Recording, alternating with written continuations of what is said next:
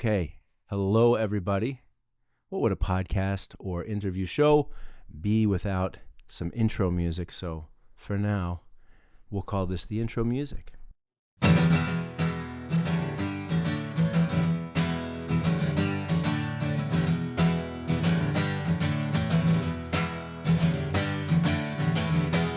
Let the show begin. Jeffrey Carter, cheers. Hey, cheers. Welcome. Thank you. Glad to be here. Okay, so I feel that it would be inappropriate to start anywhere else other than I have a vision in my mind. So we're going to go back, 28 years, 27, 28. We're going to go back a long way. Wow. So my recollection, okay, so when I started at Zimmerman, I was on Pat's team. And then slowly I was able to move out of the little office that Pat was in and kind of take over like what was almost like a entryway foyer area to the account services department off the main hallway, right? Yes. So I had a desk there with my team. And so I could look out on the main walkway on the third floor that went to the front door of Zimmerman. That's right. Yep. And yeah, I can remember sitting there, seeing you walking in, and then, of course, through the course of the day, we would be back and forth, but, you'd go in the front door, go to the left into the creative department. Yes. And then if I recall correctly, initially, you were in, like, you kind of went around to the left, and there was an office to the left. That's right. And then there was another office that later John was in. But when you first started, you were in the office to the left with two other guys? No, with one other. With one other guy. Yes, with one other. With Brian Franklin. Okay, with Brian Franklin. Okay. Yep. So what year was it that you started at Zimmerman?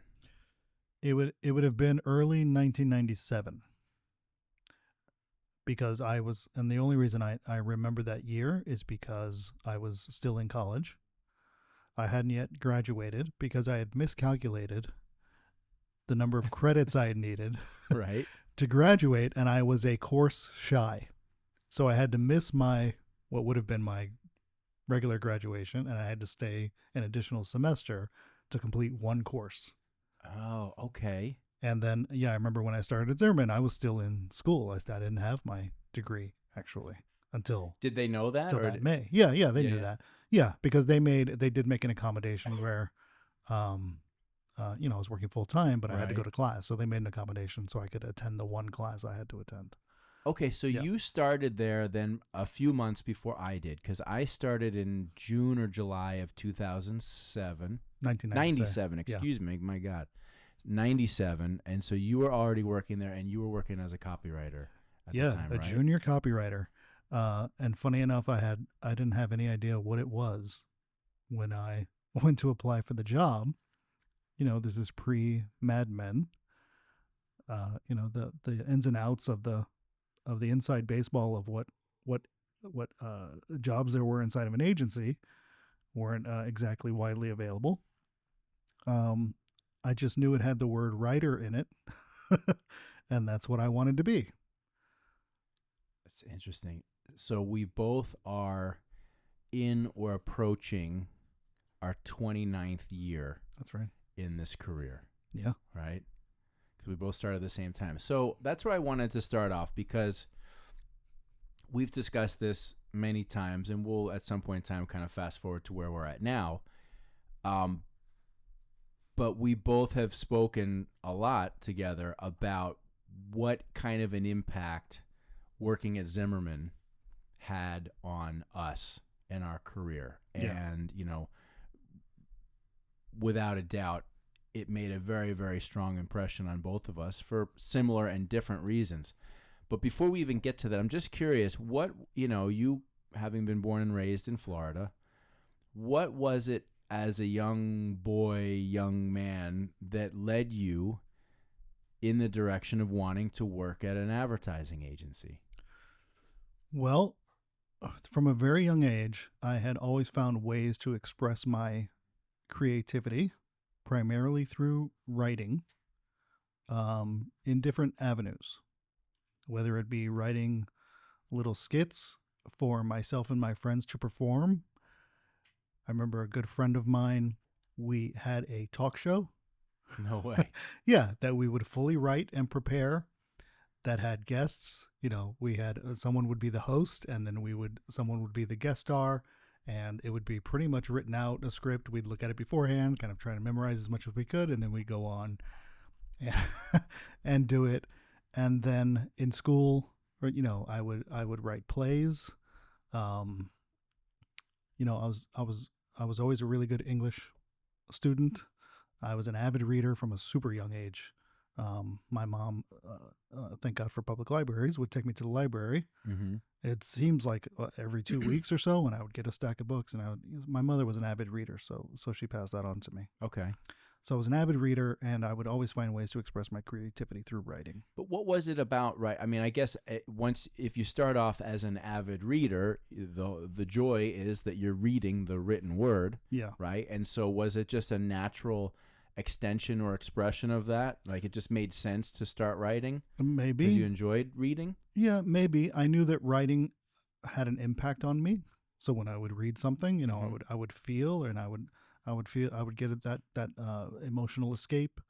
And I knew that writing could have an impact, and I guess in my desire to have an impact, I knew that the written word was a way to do that. So did you pursue that all through school and into college?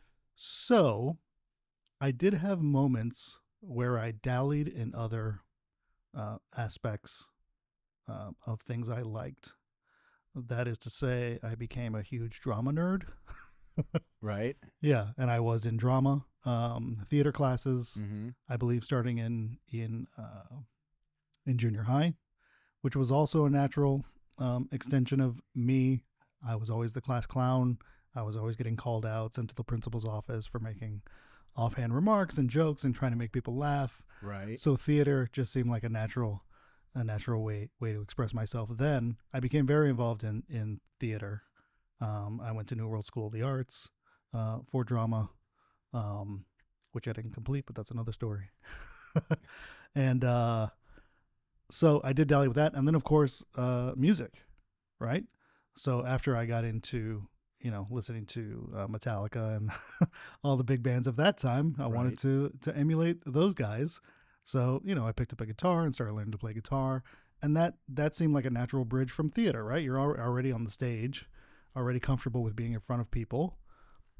Just do it musically. So there was a time there where I think I was trying to figure out which way I was going to go. And I remember my theater teacher got really mad with me when we were going to be in the talent show as our band, Armageddon,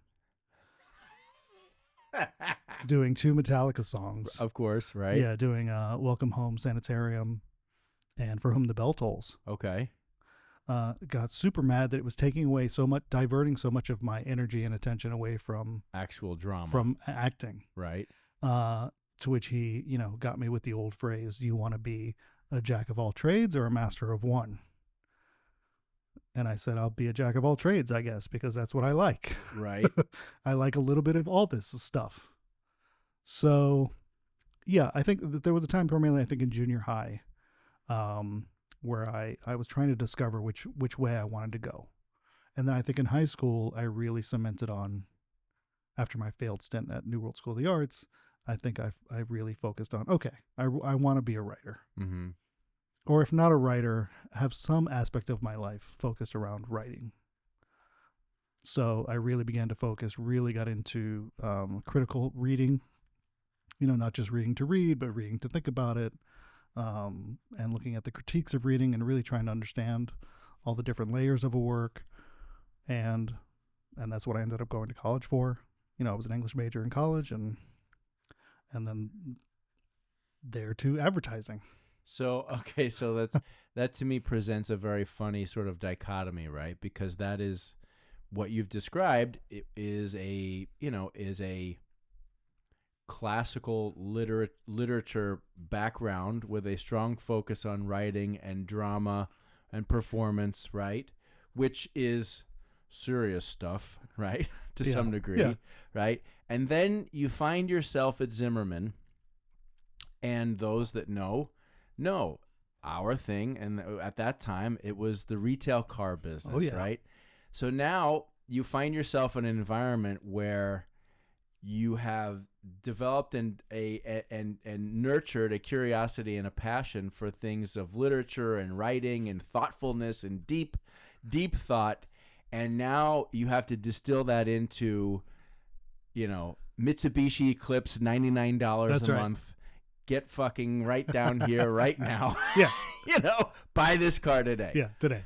How did that feel when those two worlds collided, when you're going, okay, now I have to use my skill set for this. Yeah. Definitely a learning curve. Right? It's a huge learning curve. You can't get, they always say for advertising copy, especially, like, you can't be afraid to kill your babies. Whatever you put out could be changed at a moment's notice. Yeah.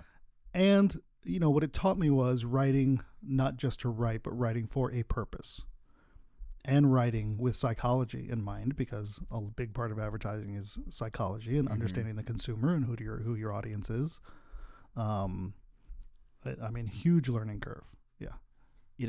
When I think about that, I'm immediately, I think, there's two worlds of advertising, right? There was the standard traditional big agency world that was very focused on, it's not that they weren't focused on results, but it seemed that there was a lot of agencies and a lot of the work was very focused on doing great work for the recognition of doing the great work, right? So you had all these advertising award shows and stuff, Yep. the Clios, and I don't even remember, Addies and all this stuff. Everybody's submitting their work for an award like it was like a movie for the Oscars or a song for the Grammys.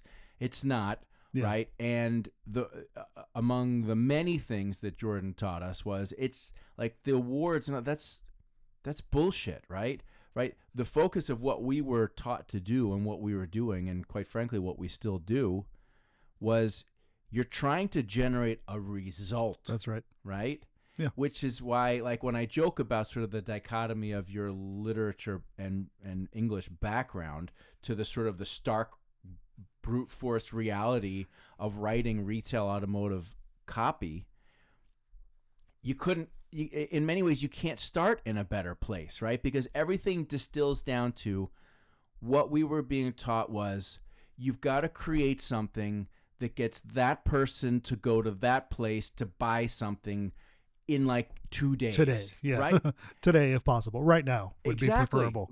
Like now would absolutely be preferable. And it worked.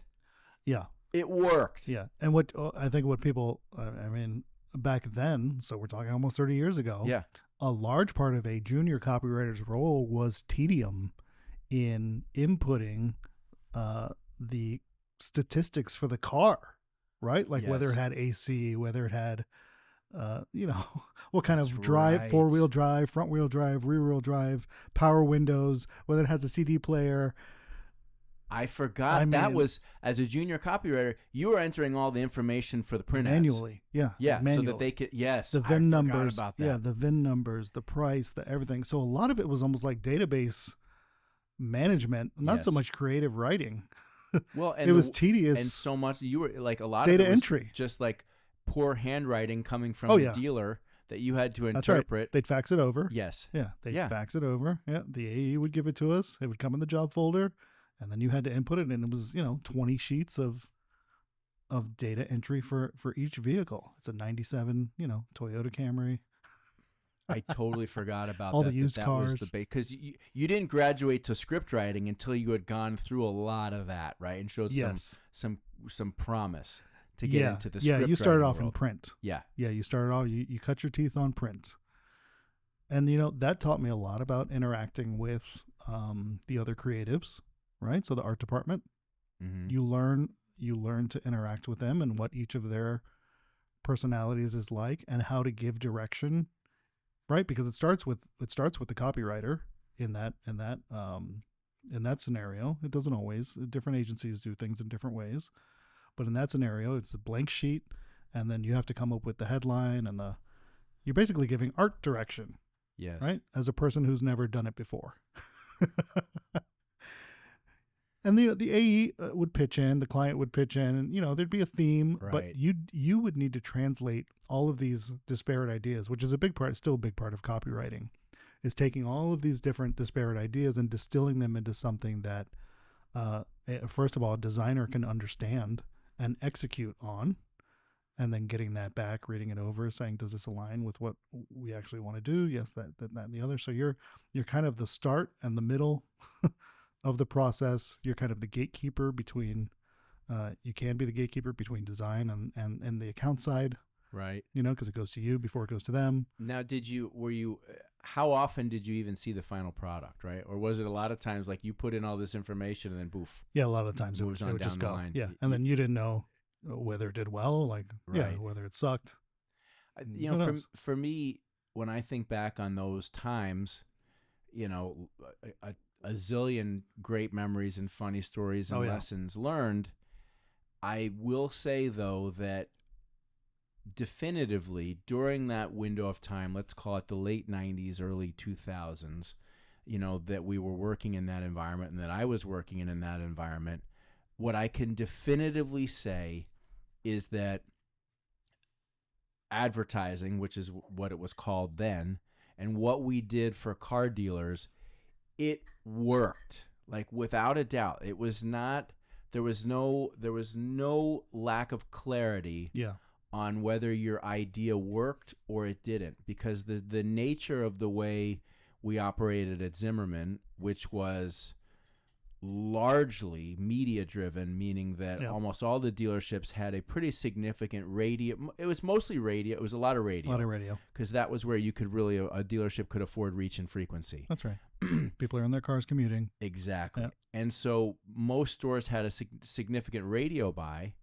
And so what we did creatively on those radio commercials, like, you knew at the end of the weekend or even during you knew if it worked. And that was what was so cool about it, is that, of course there was a lot of print ads and they worked at the time. Yep. But with the creative theme and what the messages were and what the hooks were, we knew, because of as AEs, everybody knows that work there, it was like we had to make the calls all weekend to the dealers to get the numbers. And then we were at Zimmerman at 7 or 7:30 on Monday morning, and where with Jordan and everybody and Terry and Pat, we had to go through all the numbers and talk about what worked and what didn't. And you always knew, like, if the creative was strong and aggressive, the dealership sold cars. And if it wasn't, they didn't. Yep.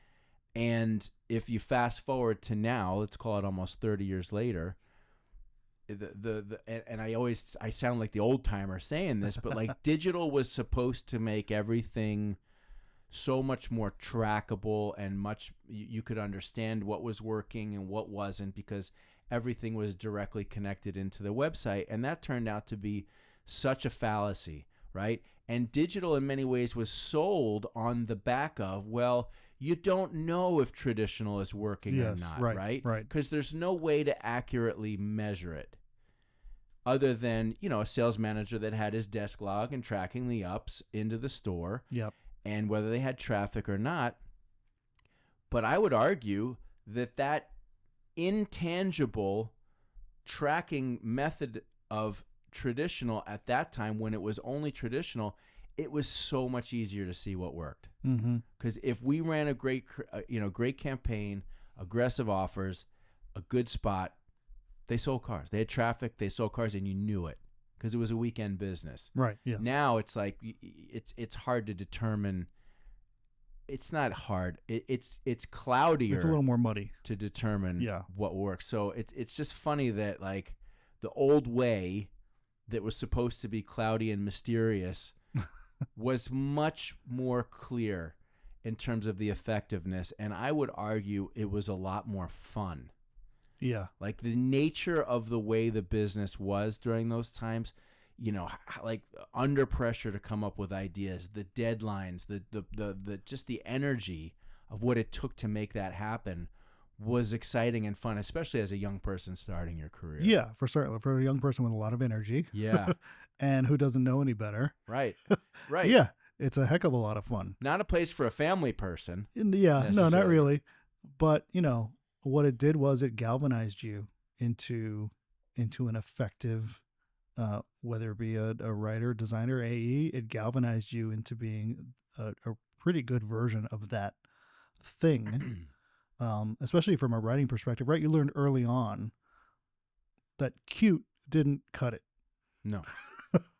Right? Don't be cute. This isn't poetry. We're trying to do something here. We're trying to achieve a result. So, being too clever by half just doesn't cut it. Right. It's true. Yeah. So I think to your point, you got to think back of the culture 30 years ago was a more monolithic culture with regards to radio, right? The attention wasn't as split as it is right now. Absolutely. Right? So when we start talking about digital, then we're talking about the internet, right? And we're talking about phones, and then we're just talking about streaming, and you're talking about the music business shattering into a million pieces and the cable business shattering into a million pieces, and everybody getting into their own little niches and buckets and news feeds, right? Everybody's living in their own mini universe now. So I think that can be attributed to the muddiness, whereas back then, a lot of people were listening to the radio, right? Almost everybody. Well, if you were in your car commuting, you were listening to the radio. Newspaper, you listened to the radio, or you watched TV, or you got a direct mail piece, and that's all there was to it. So or outdoor, Yeah. And so yes, it was easier to make a bigger impression during that period of time. Yes. And then so then we we go through 10 or 15 years of the launch and advent of digital and how it has changed and evolved, and I mean it is the way at this point in time. And as somebody who has run an agency, and we embraced digital and built a digital team and all that stuff off the back of a traditional agency. I mean, I've made no bones about that we were always a traditional shop that adapted to digital, got pretty darn good at it, right? And then ultimately outsourced it to a partner just because that was a better fit for us. But we've been through that now, and it's interesting for me because, I just came back from NADA, and I walk around, and I see a lot of our old friends and coworkers and faces walking around. Those of us that went through that time period at Zimmerman, it made a strong impact, and there's a lot of the people that we worked with at that time that are still active in the business doing it now, right? I'm not going to name all the names, but I saw a dozen of them walking around at NADA. So it definitely made a very strong impact on a lot of people. And it's interesting now because we've talked about this. Here we are, almost 30 years into our careers of advertising, marketing, branding, whatever we want to call it. And a lot of a certain element I've found has come full circle, right? And what I'm saying with that is that as digital came on and then expanded over 10 or 15 years, each year it seemed to be, okay, there's a new channel that needs to be mastered, right? Whether it was websites and then Google and search and social and third-party providers, and then how YouTube, everything changed to video. Yes, how video shifted. So there was this constant process of evolving and adapting to new technologies or new delivery channels, right? So a lot of thought process, and I think a lot of time was invested learning how to utilize these new mediums effectively. And we're going through the same thing to some degree with AI, but the difference now, I think, is that we have gotten to a point where men and women like us who have been through what we've been through, I think we have a real specific, I don't want to say advantage, but we have a real opportunity to bring a particular thought process back into the mix. And I've watched this with our clients as we came out of COVID and dealers started realizing that they needed to get aggressive again. The things that we do at Herman and what we've done for all these years collectively and what you've done in your career, they're still very much in need, right? And there's fewer and fewer people that actually do it. There are not a lot of people that understand how to create the message. and create a yeah. message that will work. And now Yeah. just because video is on your phone or it's not served through a traditional cable box, it's still the same thing. Yep. Yeah. And it's like it's come full circle to it to some degree. And that's what makes it fun for us now. Yeah, the principles of advertising don't change. Right. We're still Yeah. trying to get somebody That's right. to do something. Yep. And I've always said it's In like a way that resonates with them, it's like we're a matchmaker. I'm trying to introduce That's right. you to you. You need something.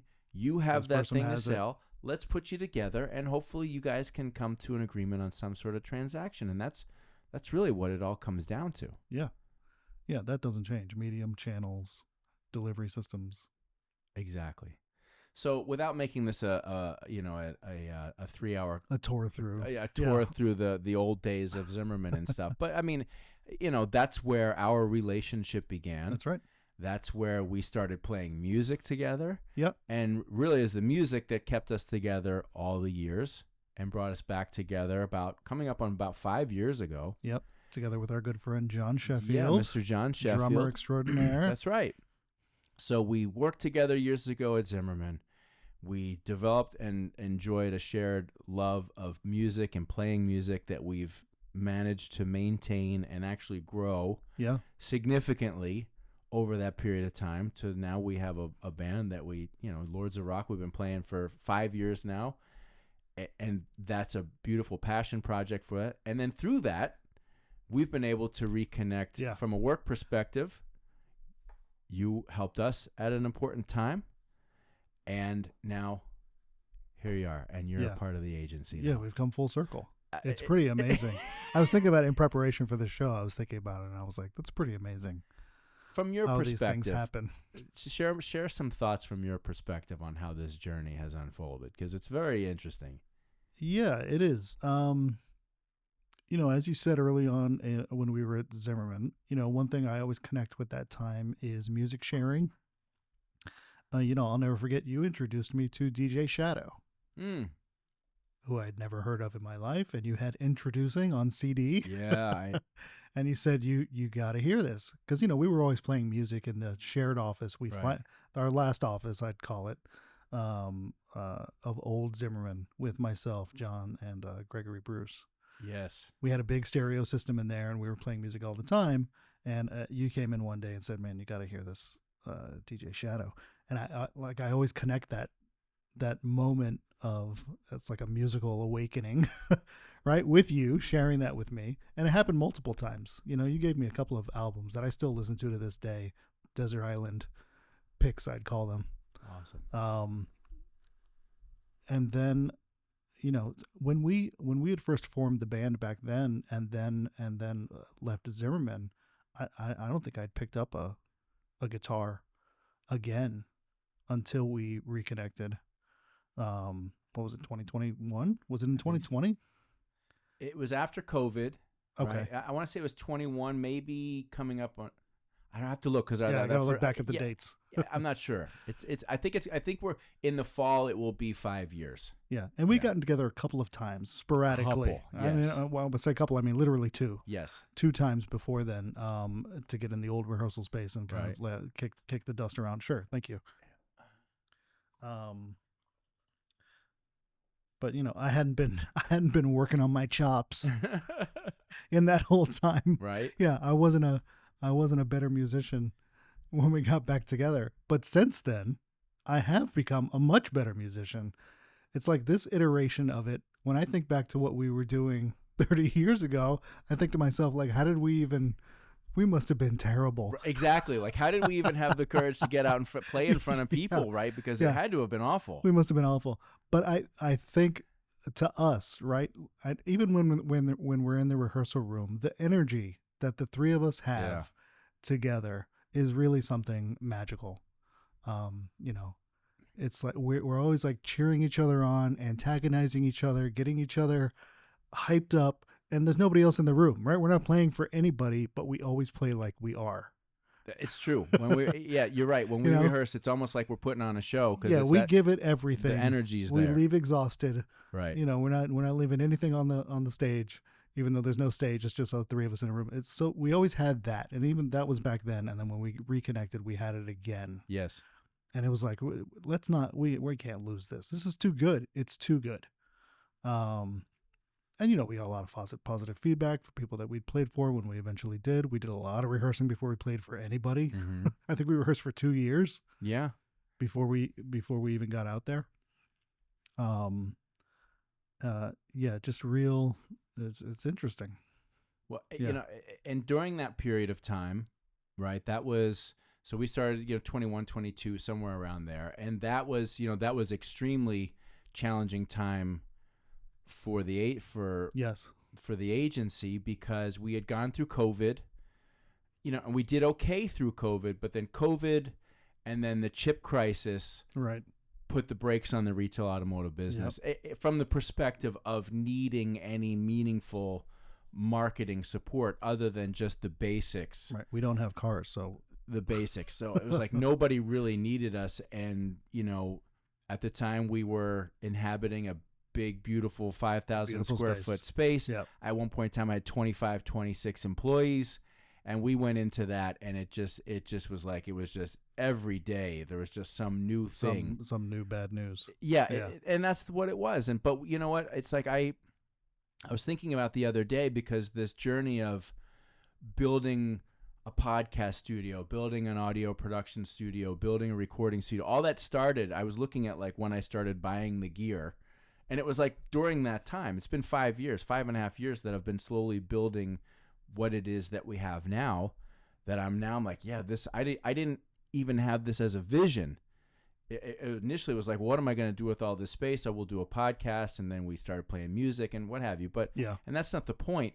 But through that period of time, it was a really tough time for the business. And I can say definitively that us playing music together and having that creative outlet during a really challenging time, it was a make or break for me. I don't know how well I would have been able to have been going through that transition in the business, watching everything that I had built over 10, 12, 13 years crumbling apart, and literally getting to the point where it's like, I don't know if we're even going to be able to keep the shop open. Yeah. And fortunately, countless people, just go get a job. No, thank God I never. Would you go get a job? Yes, no, thank God I didn't. And but during that period of time, the band was really like my common creative denominator that helped keep me focused on something that felt like something was building. Right? Yeah. And I wasn't thinking about it at the time, but it was incredibly valuable for all of us. But for me, it filled a very important place in my life. It filled the hole that was being created as the industry shifted in our business, and my agency was very close to being like non-viable, right? And it was you, sir, that lent such a meaningful helping hand.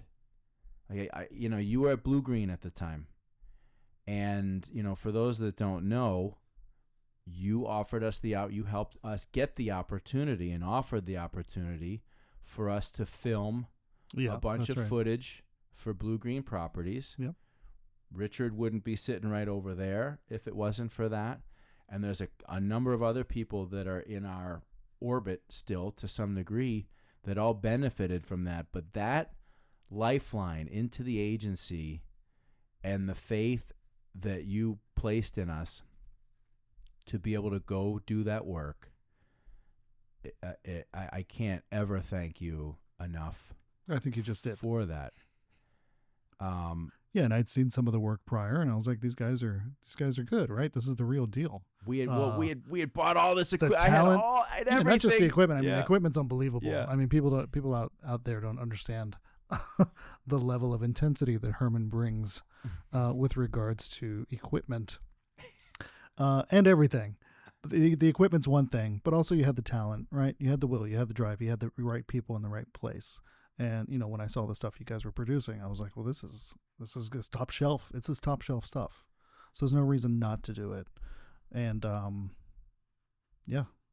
it was such a lifeline, and it was a meaningful experience that showed us also that we had the capability as a team to go out and do things that were non-automotive, because Yeah. for those who don't know, Bluegreen was a vacation property, like a timeshare vacation Yep, property, correct. huge company that had properties all over the United States.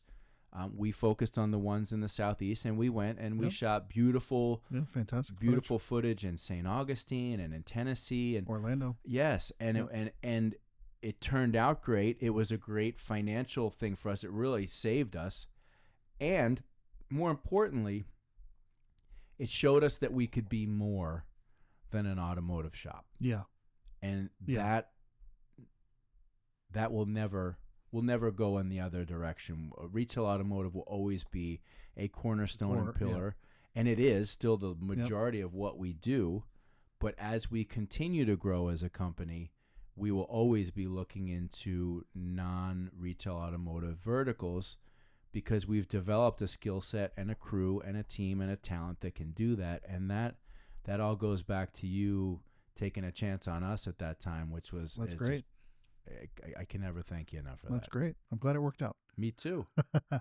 Me And too. I was always trying to discover ways ever since we reconnected. I think I was, even though I didn't think about it in this way, I was trying to discover ways to be a part of the Herman world, as it were.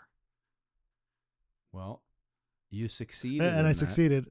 Yeah, for better or for worse. You succeeded in that again, because over the course of the last year or so, you have slowly transitioned Yep. out of one phase of your career into our world together, and then That's right. here we are sitting here as co-workers, team Yep. members, crew members. And it's funny because it's like, what's Jeff's title and position? He doesn't have one yet.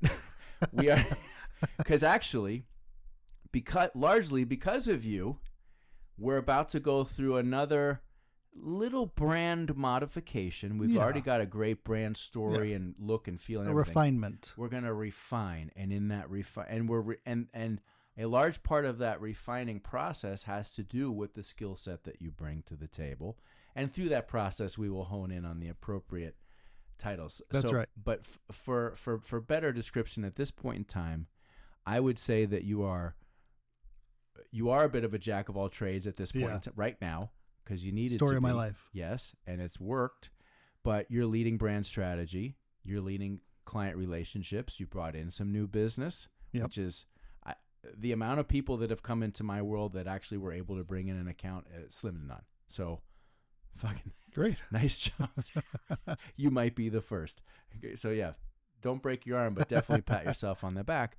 And what you bring is going to be a huge part of what it is that we are moving forward, because as we've moved through from being an advertising agency to trying to be a digital marketing company, really we have some core things that we bring to the table that are of value, right? Yes. It's largely creative. Yep. It's a big It's part of not it. entirely creative, but it goes back to some of that understanding of how to write, how to craft a story, how to develop a brand for a business, how to put together a strategy so that that brand is then advertised, marketed, be put alive. out in the world, how it becomes alive Yep. to ultimately drive business. Find the right consumers. And how do we as a shop serve that Yep. on a monthly basis? And that's really where our focus is, and where our focus is going to continue to be. And I know everybody on the team feels really good about that, because we've had to be jacks of all trades as well. That's right. Over the years. Yeah. And now we're getting to be able to say, you know what? We don't need to be great. We want to be great at everything, right? But we don't need to expend the energy in areas that other people are really good, when we can focus our energy in the areas that we're really good. Which seemed to be a disease that a lot of companies fell prey to, I think, in the late 2000s, early 2010s, where spent so much time and energy trying to be great at so many different things, especially in the digital sphere, right? You got to have Yes. a blog. Yeah. You got to have a blog. Well, you're going to update the blog every day, right? Who's going to do that? Who's on social every day, Right. right? And like, yeah, SEO. Who's going to be on SEO every day trying to figure these things out? And it just became a grinder. It just became a grind, I'm you guilty know? of that.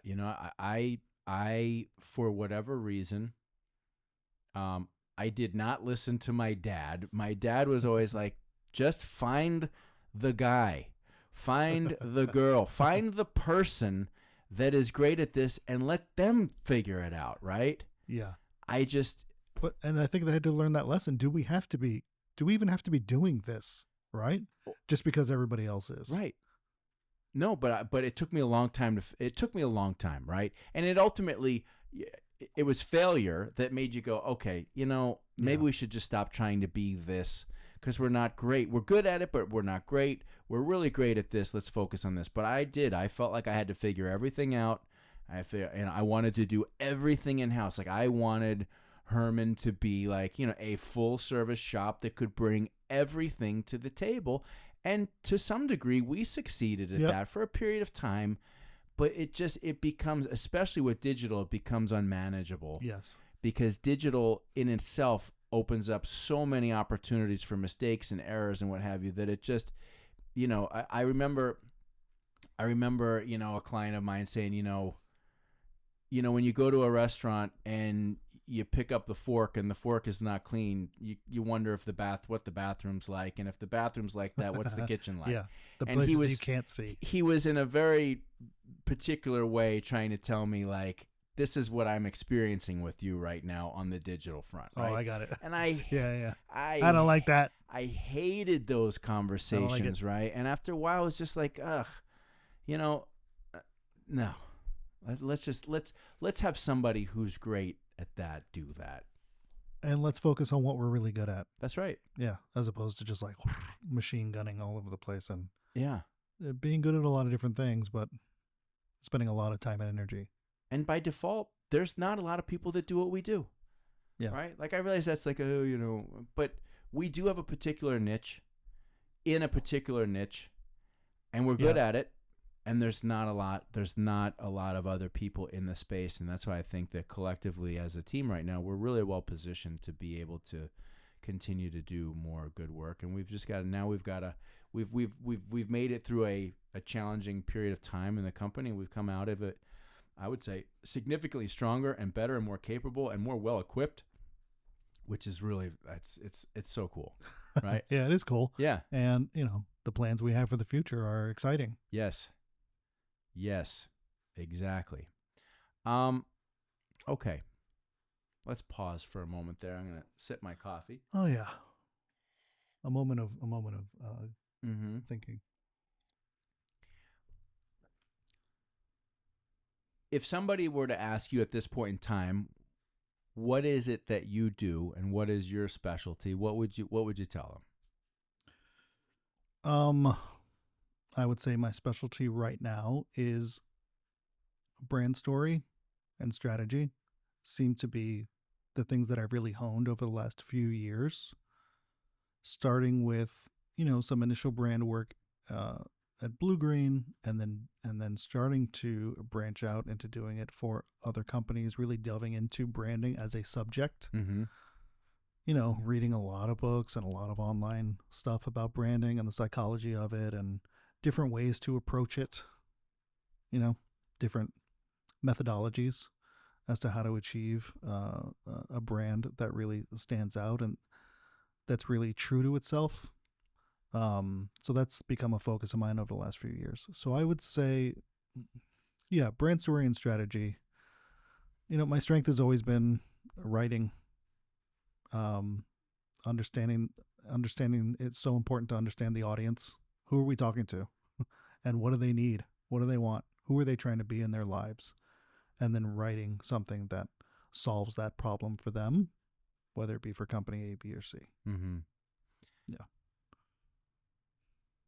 And that's where I think that's where we're really focused at this point in time, right? Is helping companies, whether it be dealerships or non-automotive businesses, helping them create, develop, and establish the brand and the brand story. And I think there's some people that probably think that that's not that important. Yeah, I would agree with that. I think there's a lot of people that think that, well, that's just not that important. Well, you need a brand, digital marketing, retail, da-da-da-da-da. And I can't say enough about how important a brand is. And on top of that, how important it is not only for the company to have a brand and a brand story, but how hard it is and how important it is for that company to make sure that that brand story is not just communicated via marketing and messaging, but that it is lived and experienced inside the company as well too. Right, which is usually where it comes from, right? Companies are an organism, right, built of people. And through those people's interactions and mutual feelings about the business that they're going through on a day-to-day basis, there evolves a culture, right? From that culture evolves the brand. And what you're trying to do as part of the brand exercise is figure out what is unique about this company from a cultural perspective that is true, right? Every company has a truth, and companies have a hard time sometimes speaking that truth, right? Putting it into words, codifying it, writing it down. They can talk about it, but they'll all talk about it in slightly different ways. So how do we get it into one message? Mm-hmm. And then once you figure out what that truth is, there are consumers that will engage with that truth, right? They like that truth. Or they like what the brand is saying, how it aligns with their values, how they feel it will help them become the heroes of their own stories. And then you can make that bridge, like you said, a matchmaker between the right consumer and the right company. I couldn't agree more. When I used to go pitch business, I had a presentation, I think I told you, it was called the 12 Steps to Success, right? And I just followed a roadmap of, okay, do this first, then that, then that, and that. And it was always, number one was always, who are you, right? Yeah. Who are you? What is your business about? What is the DNA of your business? And it always comes down to the culture of the business. And in the retail automotive world, that could be many different things. Some people would say, well, what if it's just a high volume, just wham, bam, high gross, high volume type of dealership? What's the culture there? That is the culture, right? Yeah. And that's okay, right? So market the business. If it's, is it true? Yeah. Is it a high volume store? Is there discount? Is there that what people are going to experience when they walk in the door? If so, that's a brand. Okay, good. Yeah. Then be that. Be the high volume, huge discount, slightly edgy, banging out a ton of cars dealership, right? But if that's not you and your thing is more about your people and your culture and you want to share that, then share that. Whatever it is, it has to go back to the core of the DNA. And I think what we've all experienced over time, it's sort of like they say, don't ever meet your heroes, right? With companies, there's so many companies that have a strong brand identity. You were just telling me a story about your experience earlier today. I was. About a company that has an incredible awesome brand identity about people and culture and all that stuff. Yep. And then you get into the system and you're like, ugh, you feel like you're standing in the back aisle at Best Buy under fluorescent lights with, talking to somebody who just got the job a day ago and where the product is before they do. Yeah. Right? Yeah. That's a disconnect. It's just such a massive disconnect. And I guess a disappointment. At what point in time does a company or at what size does a company lose its internal brand identity? And is there anybody that has been able to really take a unique brand positioning and take it far and still maintain the culture? Yeah. When you're dealing with thousands of employees. It's tough. Right? Yeah, it's tough. That's when it becomes really hard, right? Trying to control a brand across a multi-location corporation. with a lot of different people who have a lot of different ideas about what the brand is and want to do their own things with the brand. Everybody gets into business for different reasons, right? And a lot of people get into our space, the creative space. Well, a lot of people get into the creative space because they want to express themselves creatively and they want to serve and they want to be able to put their skills to use. That was Yeah, our they have case. skills, and this is one way you can do it and get paid. That was what we did. Yeah. There are others, perhaps in the digital or technology realms that, they want to build a company and ultimately they want to sell the company, right? They want to cash out at a nice multiple. Nothing wrong with that. There's a million different ways to go about it. And as somebody who's run a company for 20 years now and had people approach me, hey, would you ever consider selling? The answer has always been no. And like, that's not even the point of the dialogue right now. That's not my life plan, right? It never has been. But in addition to that, I can say in the retail automotive world, I've watched so many cool companies that had an incredible brand identity, a really cool culture. Everybody knew it. Everybody saw it. And that company sold to a bigger entity. And you just fucking wash it all. You watch it. Yeah. It gets lost in translation. Gone. It's not even that it gets lost. It ultimately gets distilled down into a bigger pool of nothingness. Yeah. And everything that was special is now gone. And it's just become happens all the time. A bigger piece of a larger faceless entity. And you think, okay, is that the only pathway? Is it inevitable? Right? It happens especially with rapid expansion, right? Like you think about food chains and all the food chains that started off so well. Yes. With such strong cultures and such quality ingredients and so on and so on. And then they become huge. There's one on every corner.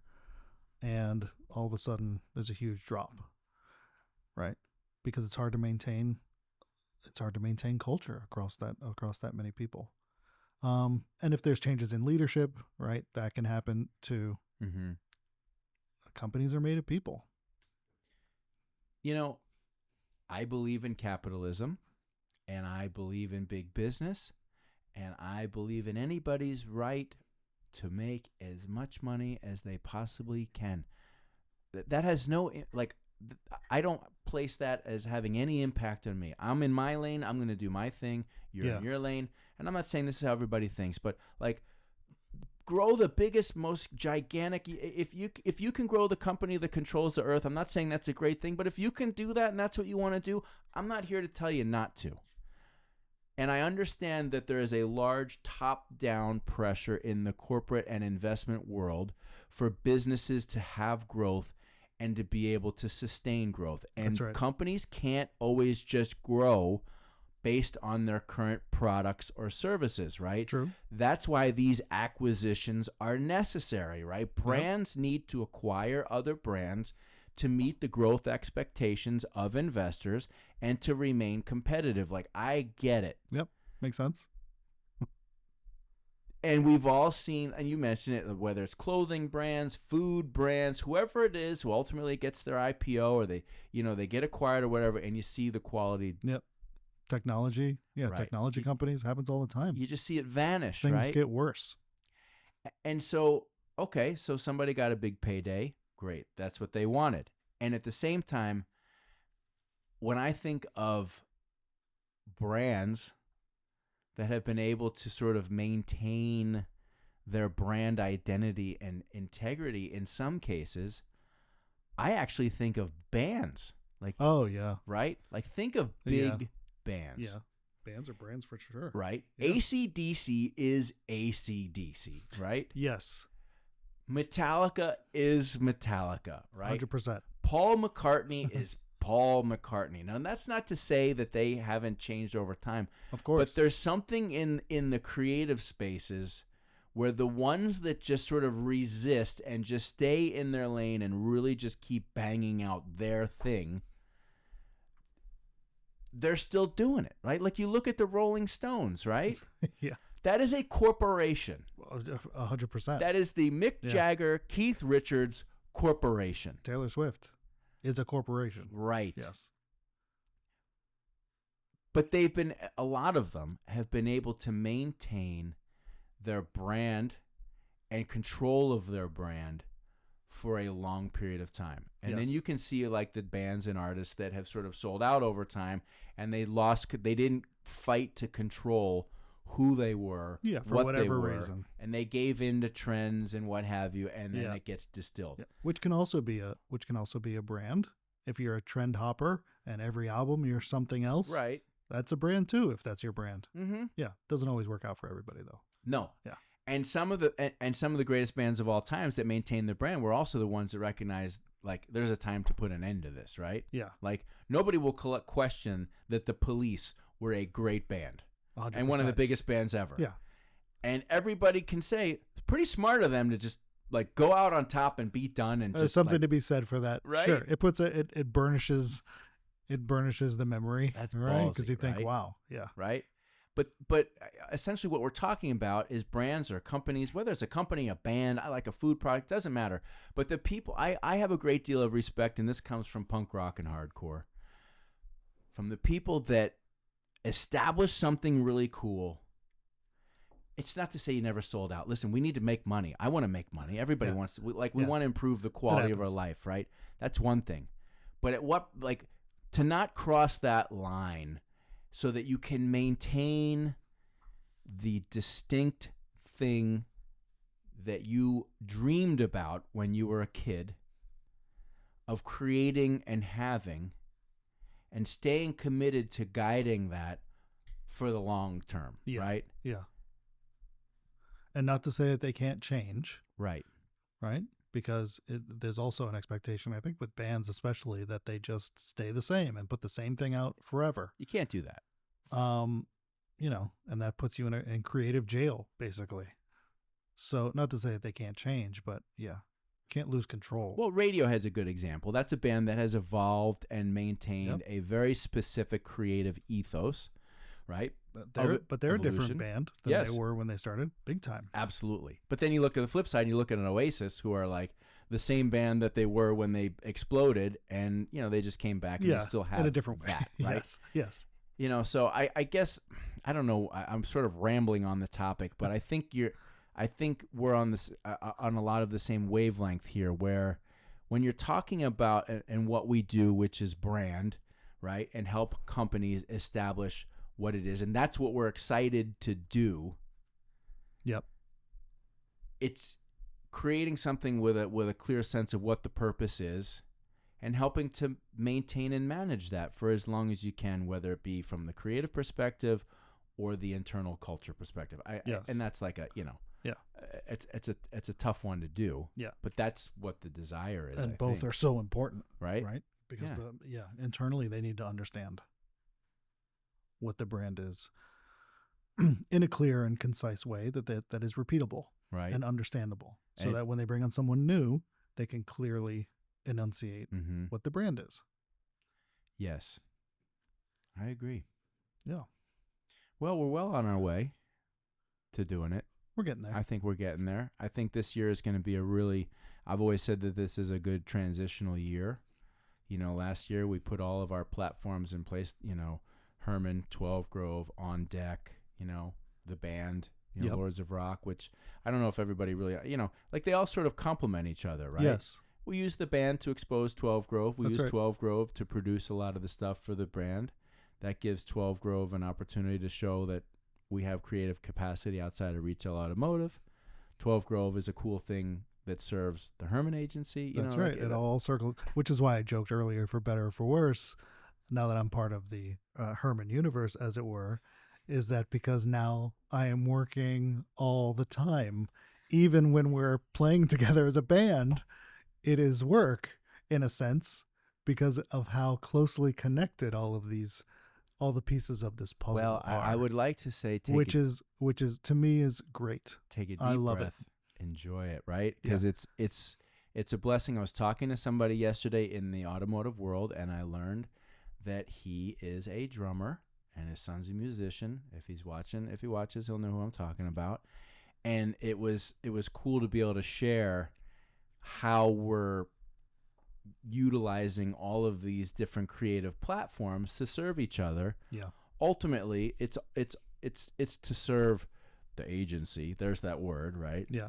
I guess somebody hasn't come up with a better one yet. The shop, The studio, yeah. Whatever it is. But like, to be able to, at a certain point in life, be able to do a lot of the things that you love to do, and they're all kind of sort of serving our life's goal. I mean, like, at the end of the day, we're family men. We've got families. We've got responsibilities. We've got coworkers and employees, and everybody's got a life that they're trying to build for themselves. So it's all important.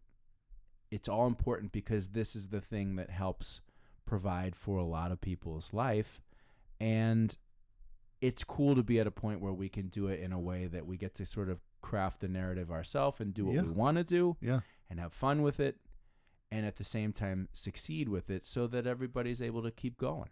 Yeah, there's an absolute seriousness about it, but at the same time, we have so much fun doing all the things we're doing. We laugh a ton, and it is a blessing in that way, that you're right, that we are at this period that we can do that and actually be the captains of the ship, as it were. Did you ever think that you'd be in your 50s playing in a rock band, and that the primary audience of your rock band would be motorcycle clubs? Most people would call them gangs. They're not really gangs. They're clubs. Yeah, they're motorcycle clubs, but MCs. they're bikers. Like, oh yeah, we've found our audience. The Lords of Rock, yes, seem to be the official band of motorcycle clubs here in South Florida, which I love it. I do too. Yeah, I think it's great. No, I never would have thought that. Not in a million years. No. And that's what it is. And so now we have to look at that. That's one of those things that comes to your table that you didn't expect. And you go, okay, well, this is the opportunity that's been presented to us, right? So now how do we best serve that, right? Yeah. But in a way, brands have this capability of they create their own audience. Sometimes just by because of what they're doing, they will attract a certain audience, right? And I think because our set list and our attitude and the way that we play is the way it is why we're attracting motorcycle clubs and other like-minded individuals, who like our band, because we are a certain taste, right? Yes, but we created it, right? And now we're seeing who our audience is, which is interesting. It is interesting because I don't think that we would have thought that would have been the audience that would have gravitated to us, right? I don't know that I would have thought that. But it's exactly what has happened, and it's exactly where we keep getting rebooked, and it's exactly where we keep getting the most positive feedback. So it's like, our set list is very unique. Great. We pull in a lot of punk. Yeah. And California-based bands, and it's fun. Yeah. It's all connected. It's all connected. Ah, damn. Damn it. Why did I do this? Welcome aboard, sir. Thank you. Again, glad to be here. We're going to have a lot of these conversations on camera here on the show. So, how do we feel? Do we feel like, should we wrap this one up? Are we good at this point in time? Or do we feel like there's anything else that we need to? No, I think we covered a lot of good ground. I think we can call a wrap on this one. I think so too. Jeffrey Carter, it's a pleasure. Chris as Herman. always. Thank you, sir. Thank you, brother. Cheers. Cheers. Put some legs in that cup. You want some legs in here? Absolutely, I do. I'm going leg free today.